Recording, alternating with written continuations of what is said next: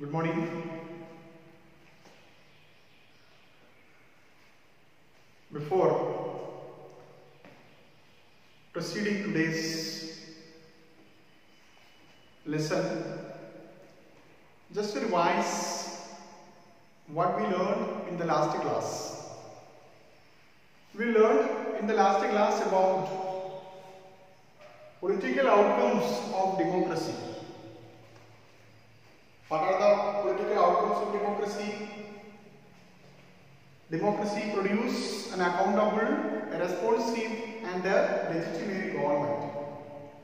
How a democracy can produce a government that is accountable or answerable to the people, to the citizen, and similarly according to the needs of and expectations of the people. How can a government respond to the needs and expectations of the people? And finally, we have seen a democratic government is a legitimate government which is process are very transparent way. Okay, anybody can see what is happening in the government office. Okay, regular elections. Okay, in such a way, the government is electing according to the needs and expectations of the people. So, we have completed yesterday about political outcomes of democracy, and let us see today about economic outcome of democracy. Economic outcomes.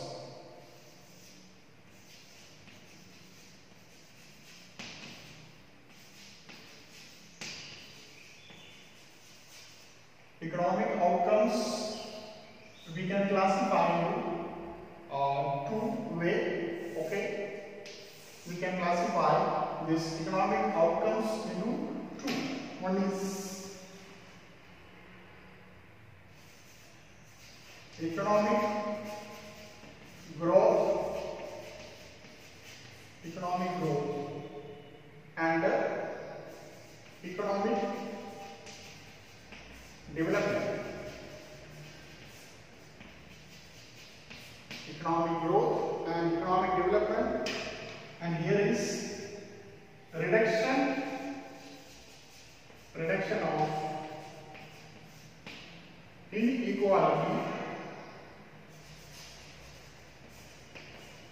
and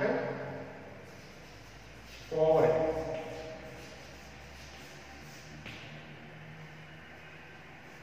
This is a classification of economic outcomes.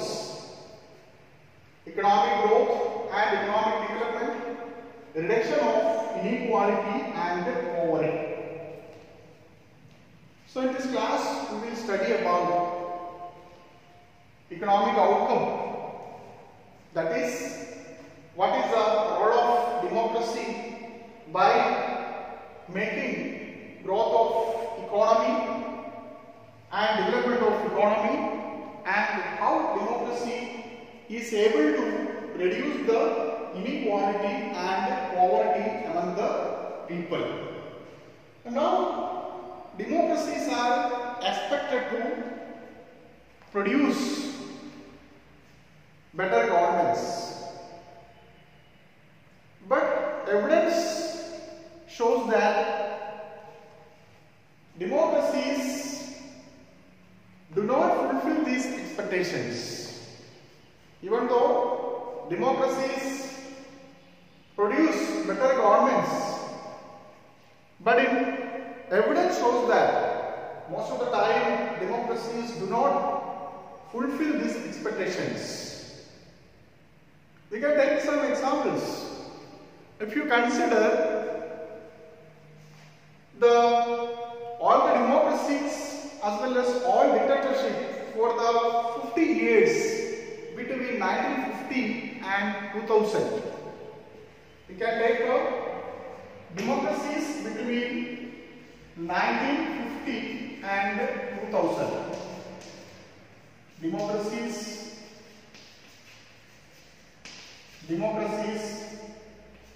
between 1950 and 2000. You can see that dictatorship have slightly higher rate of economic growth When we compare, when we take the economic development, economic growth of dictatorship and democracies, all democracies and all dictatorship between 1950 to 2000, dictatorship have higher economic rate. We can see that. But the inability to achieve higher economic growth in democracies always worries us. The democracy always fail to achieve economic growth. It worries always us. But this cannot be reason to reject democracy. This cannot, only this reason we cannot reject democracy. So, you have studied already in your previous classes that the economic development of a country depends upon many factors. What are the many factors? Economic development of a country depends upon many factors. What are the many factors? You can see that population size,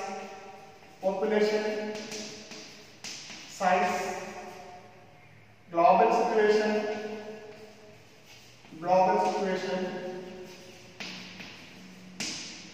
then cooperation from other countries,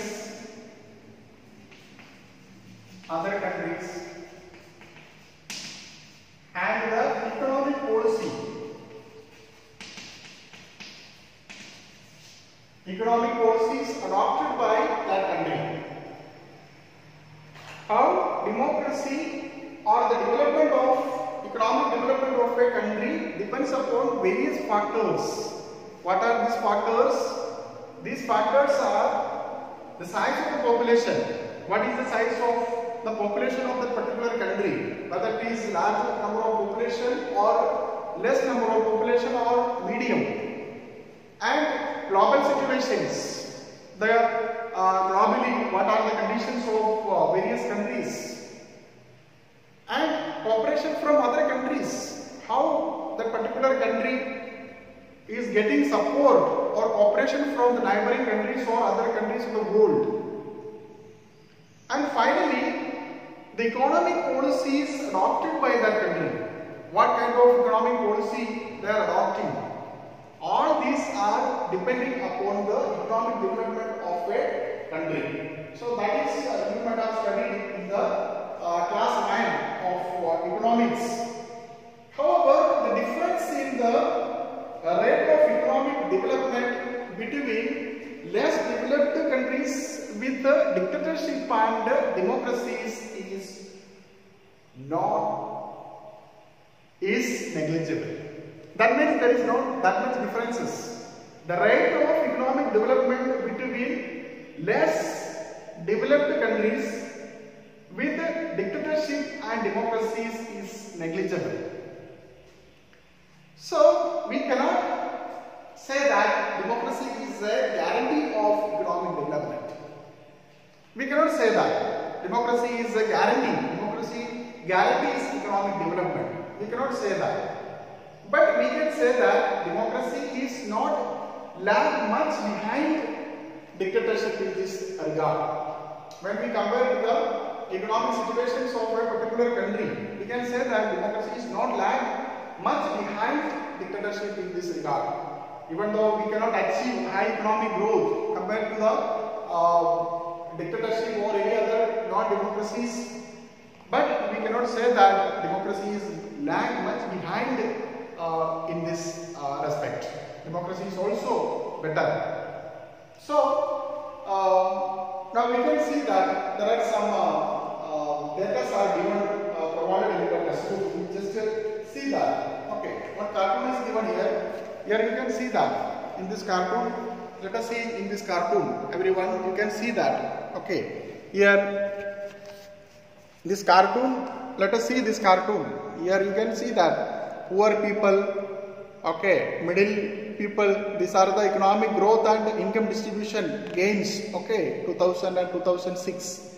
Here you can see that a small percentage of the people, they are holding you can see that upside rich people, okay, they are holding more resources. Okay, it shows it is not in muscle. Okay, it shows that a small number of people, percentage of the people, they are holding more income. Okay, this is about disparities, income disparities between the rich and the poor.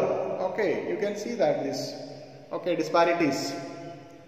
Now again let us see that another example I will show you. Okay, there are two tables are provided in your textbook of page number 94. If you have textbook, you can open it and let us see that.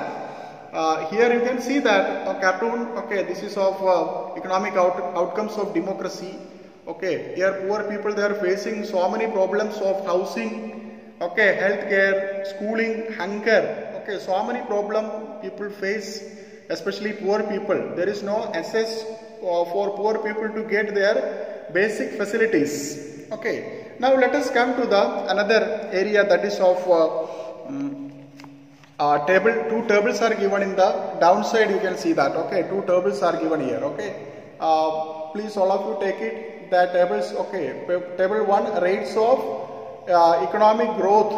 Okay, for different countries 1950 2000, as I told you in the beginning. Here you can see that table 1 shows that on an average dictatorial regimes have had a slightly better record of economic growth. Okay, see that poor countries under dictatorship and poor countries under democracy, all democratic regimes and all dictatorial regimes, you can see that. But when we compare the records only in poor countries, there is virtually no difference. You can see that. So all democracies and all dictatorship, you can see that some differences are there. But when we are comparing with poor countries and poor countries under dictatorship and poor countries under democracy, you can see that there is no virtually no difference. Okay, very small difference, you can see that. Okay, now come to the next one, table number 2.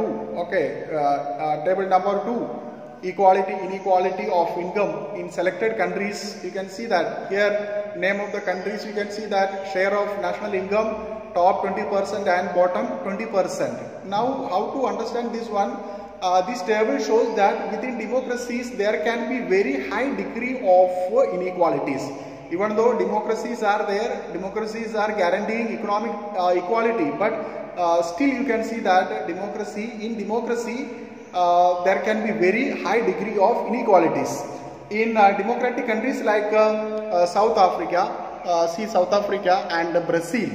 Okay, Brazil, can you see this? Brazil and South Africa, these two. Okay, Brazil and South Africa, the top 20%. Okay. Top 20%. Can you see this top 20% here? Okay, here top 20%. Brazil. Okay, top 20%. Okay, Brazil. Okay, and even South Africa. Okay, they are top 20% of the people. They are taking away more than 60% of the wealth. Okay, 64.8 and 63.0. Okay, top 20%, and see that bottom 20%, they are less than 3% of the bottom 20% population. These are of top 20% population and the bottom 20% population. Top 20% population, they are taking away the, especially in South Africa and Brazil, okay, more than 60% resources and wealth they are taking by the top 20% and leaving less than 3% for the bottom 20%. But at the same time, countries like Denmark, see here, Denmark, you can see that here, Denmark and Hungary, you can see that. Okay, here they are much better than in this respect. Okay, you can see that there is huge differences. You can see that between the when we are compared to South Africa and Brazil. Okay, Denmark and Hungary, very good rate. You can see that. Okay, now this is about the economic outcomes, economic growth, and now let us come to the next one, that is of reduction of inequality and poverty. Let us see that the second one, economic inequality and poverty. Perhaps more than development, it is expected to reduce economic disparities between people. What we are expecting from democracy? We are expecting to reduce development. Okay, we are expecting from democracy development, but as far as perhaps more than development, it is expected to reduce the economic disparities between countries as well as the people on the basis of their economy. Now, even when a country achieves economic growth, suppose a country achieves economic growth, will wealth be distributed equally in such a way that all citizens of the country will have a share and lead a better life. For example, a country achieves high economic growth, but will wealth be distributed in such a way that all the people will have, all the citizens will have a share and lead a better life? That is the question. What is your opinion about this?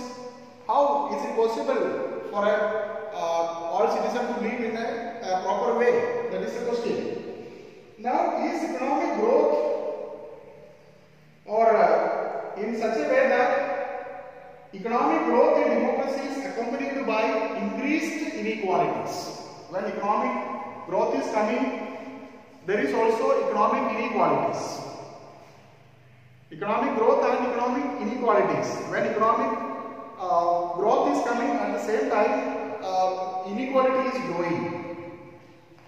So, do democracies lead simply distribution of wealth and opportunities? It is only a fact of as far as democracy is concerned. Democracy simply distribute all this.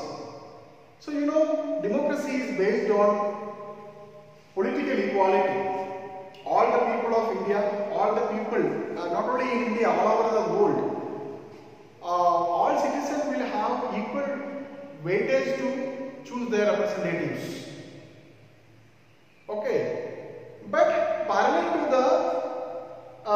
to bringing individuals into political arena on equal footings. Okay, when we are bringing people into the political arena, parallel to them, okay, we find there is growing inequalities among the people. We can say that there is growing inequalities among the people. This is true as far as all countries are concerned. All democracies are concerned. These growing inequalities are common to different sections. What we see that here, a small number of ultra-rich. I have told you in the last part, okay, in Brazil and South Africa, we have seen the top 20% of the people, they are taking away more than 60% of the wealth of the country. So, a few ultra-rich people, a small number of ultra-rich people, highly proportionate share of wealth and income. They are taking, okay, they are taking more income. Not only that, their share in national income has been also increasing. At the same time, the top people are taking more than 60% of the income, national income, 20%. The top 20% of the people, they are taking more than 60% of the income, national income of the country. The remaining bottom 20%, they are facing too much problems. Even they are facing difficulties to meet their basic needs like housing, hunger and education. Okay, there is no access to get education for the people. So, in actual life, we can say that in actual practice, we can say that democracies do not appear to be very successful in reducing economic inequalities. Even though democracy is a better idea, but in actual life, you can say that democracy is not appear successfully for reducing economic inequalities. In class 9, we studied about economic textbook about poverty. What are the different criteria of poverty? How can we eradicate poverty? And what are the new schemes adopted by the governments to eradicate poverty?